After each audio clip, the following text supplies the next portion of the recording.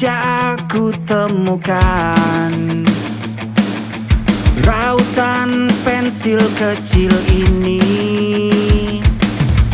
Sejenak pikirku pun melayang tentang semua hal yang dulu terekam.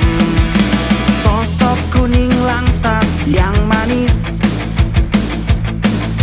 yang selalu duduk di belakang.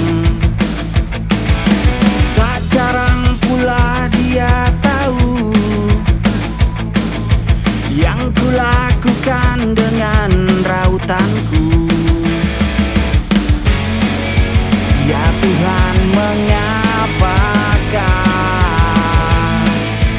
senyumnya manis?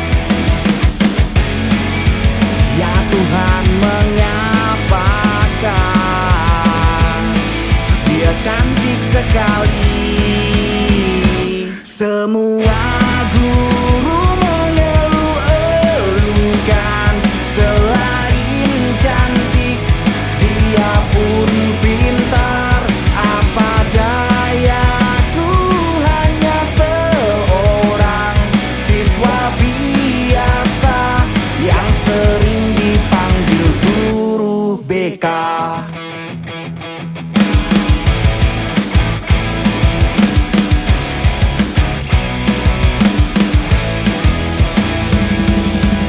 Mie ayam Jimmy favoritnya, setiap hari tak pernah alfa.